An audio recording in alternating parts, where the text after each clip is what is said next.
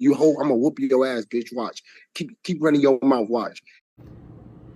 The untouchable True School Sports Empire proudly presents something the boxing game's missing. Hey, what's going on? It's your boy BT, and I came here to talk some boxing with the thousands of True School Sports subscribers. All right, so it is once again a Don King fight week here in South Florida, and very interestingly enough, quiet as kept.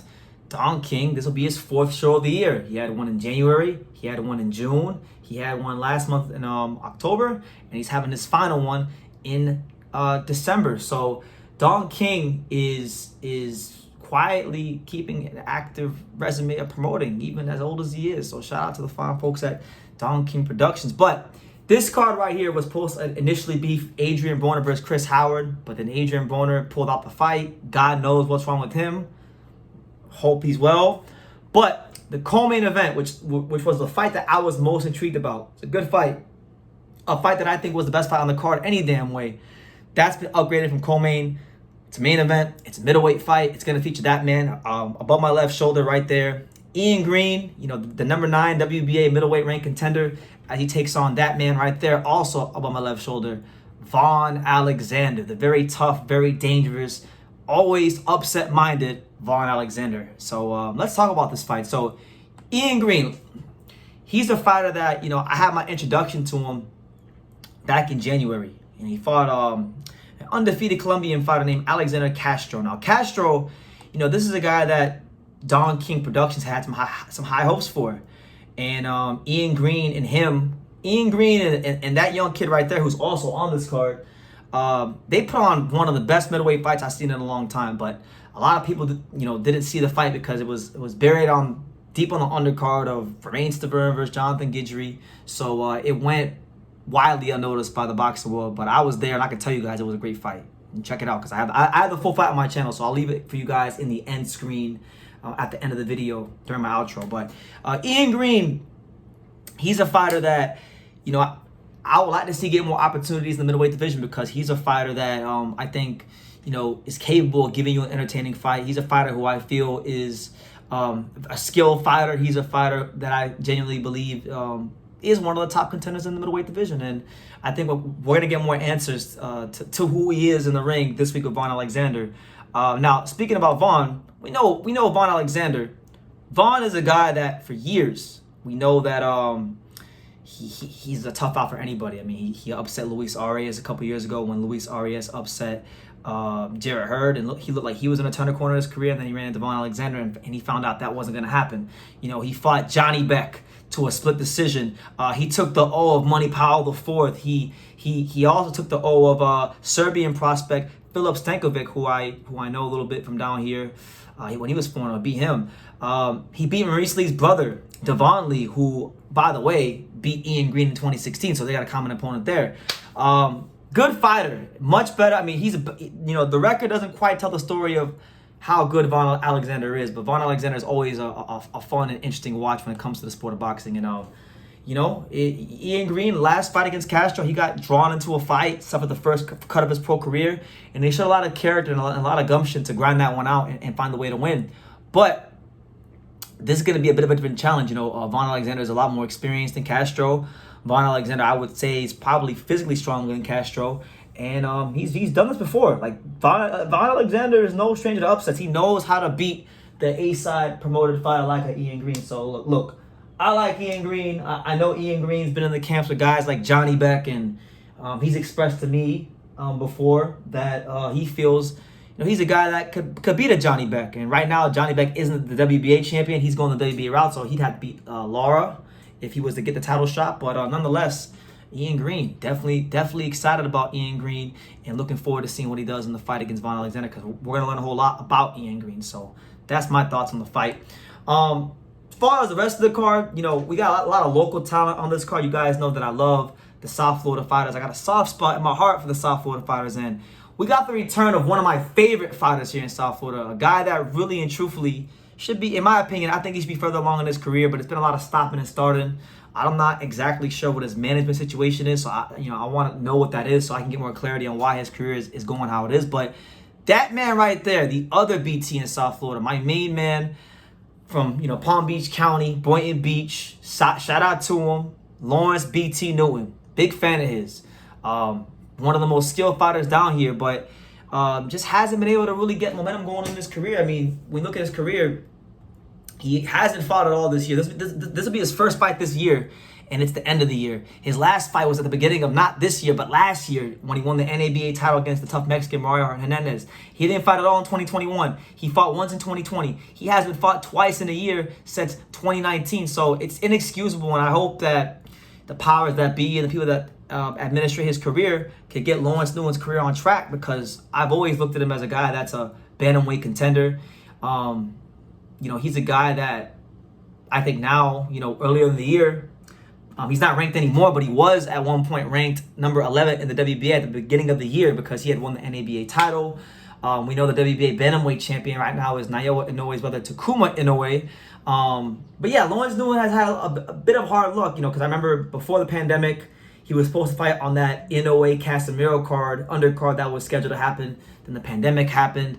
Then he was supposed to fight on the undercard of Adrien Broner versus Michael Williams Jr. earlier in the year. Then that didn't happen. So it's been an unfortunate set of events, but still, I thought he should still be more active. So I'm glad to see him back in the ring, and I hope that this could be a step in the right direction for him to get his name into title contention and hopefully become the next South Florida world champion, because this is he's 27 now, so I think he's at a great age, but this is a fighter that for years, I mean, I've always classed him, top 5 South Florida fighters, no doubt about it, up there with the Teofimo Lopez's and the Xander Zayas caliber fighters. I think I class Lawrence Newton as top 5 pound for pound in South Florida, no ifs, ands, or buts about it. So I want to see him, get his shot at the bantamweight championship of the world. And listen, if he gets up there and he fights Takuma Inoue, and he has to go to Japan to beat him, trust me, I'll do everything I can to be there, because I'm that big of a fan of his as someone who supported him and watched him for years. So yeah, good to see him on the card. He's taking on a fighter named Jonathan Smith, who's 8-2, who just got stopped on the last Don King card by fellow South Floridian prospect Neslan Machado. So it's a fight he should win to get back active, and hopefully maybe this could get him back in the rankings. I know Don King's got pulled to the WBA, so hopefully it gets him back in the rankings, and Lawrence Newton can get his path to the title back on track. So good to see him. You got Tre'Sean Wiggins, who I just interviewed recently. Tre'Sean Wiggins was slated to fight a Colombian fighter, but that Colombian fighter pulled out. So now he's actually cleaning up Adrien Broner's mess. He's fighting the guy Broner was supposed to fight on this card, and Chris Howard. And Tre'Sean Wiggins is number 15 in the WBA welterweight rankings. He's 32-33. So it's good that he was active this year, but 2024 has got to be a year where he could get those fights that can push him forward, and for him to get the chance to make a name for himself. Gabriel Maestre is a fight that he wants. That's probably the main fight he wants, Gabriel Maestre, and it's realistic. So I would like that fight for him, but he's got to take care of Chris Howard, who he should take care of, because he's a better fighter than Chris Howard. So you got that fight. You got South Florida's very own Devin Tap Williams. We'll talk about him for a second. Devon. I don't know if it's Devin or Devon. I'm pretty sure it's Devon because it's spaced out. So that's him right there, my main man, Devon Tap Williams. But he's a fighter that right now, as we speak, he's been campaigning around the in between welterweight and 140. I'm not sure where he's going to compete, but he's a big kid, can fight. I've seen him in the gym. I've seen him spar Pete Dobson. Real good fighter, brings a lot to the table. He should be beating this guy. This guy's 4-11, but nonetheless, good to see him active.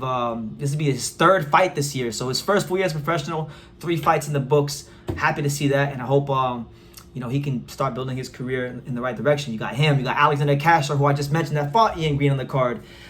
This will be his 3rd fight since the Ian Green fight in January. He's been one of the most active middleweights in the world, and he's already scored a couple wins since the Ian Green fight. So I think when it comes to Colombian fighters, right now he's currently the number 1 ranked Colombian middleweight. He might be one of the better Colombian fighters out there. I'm not sure where he ranks. Let's see. I want to see what does Alexander Castro rank for Colombian fighters in all of boxing. I want to see where he ranks pound for pound for the Colombians. He's got to be at least top 10, because Colombia don't got a big pool. Let's see. I'm tripping. He's number 11. Right now he's the number 11 Colombian ranked fighter on BoxRec out of all the weight classes. He's ranked behind names like Romain Villa, Oscar Escandon, Juan Carlos Carrillo. I like Castro. Castro gave Ian Green all he could handle, and Castro's got a very fan-friendly style, and he's someone that I hope he keeps winning because he's someone that I think there's potential there. I think there's potential for him to be a legitimate middleweight contender. So he's in action. He's taking on a guy he should be in, what's the guy's name? I had it right in front of me. He's taking on Harry Keenan Cruz Cubano. That's his name. So 8-3. We'll see that fight. And then, you know, you got Lydel Rhodes, Haskell Rhodes, the, you know, guy that once fought on PBC toe-to-toe Tuesdays against, who was the guy he fought? Edner Cherry. I thought he beat Edner Cherry all those years ago. But he's actually taking on Antonio Perez. 8-0, undefeated Antonio Perez. This is Lydel Rhodes' second fight since his loss to Floyd Schofield early in the year, where he got stopped against, you know, good rising, you know, star / prospect in Schofield. But he's taking on Antonio Perez, Lydel Rhodes. And Lydel Rhodes been on the block. He sparred Shakur Stevenson. He sparred T.O. He's got tons of gym experience, fought some good people. But Antonio Perez is an interesting fighter because he's 8-0, 5 knockouts. I don't know a ton about him, but on paper he looks pretty good.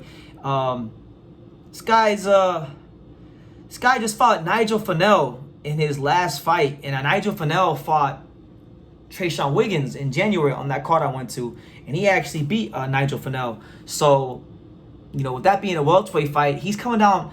You got Antonio Perez, who's coming all the way down to 135 for this fight. So, I mean, sounds like he might be a little weight drained to me, you know, just because you come down 2 weight classes, that's kind of hard. But this is for a WBC international lightweight belt. So the winner of this fight could be ranked in the WBC lightweight rankings. So, you know, there is something on the line in that fight. So overall, look, it's a good card. There's some things to look out for. I'll definitely hope I can make it. I'm going to try to give you guys some content this week. But let me know what you guys think, man. Ian Green, Vaughn Alexander, the headline fight, the middleweight fight for Don King's last show of the year, his 4th show of the year. So, yeah, leave your comments down below. Make sure you guys take the time to subscribe. And like I say in every single one of these videos, you can love me or you can hate me. But I'm just a kid from Daniel. So until next time, take care, guys. Thank you for watching another video on the untouchable True School Sports Empire. For more great boxing content just like this video, click right here and make sure you subscribe. Much love from sunny South Florida.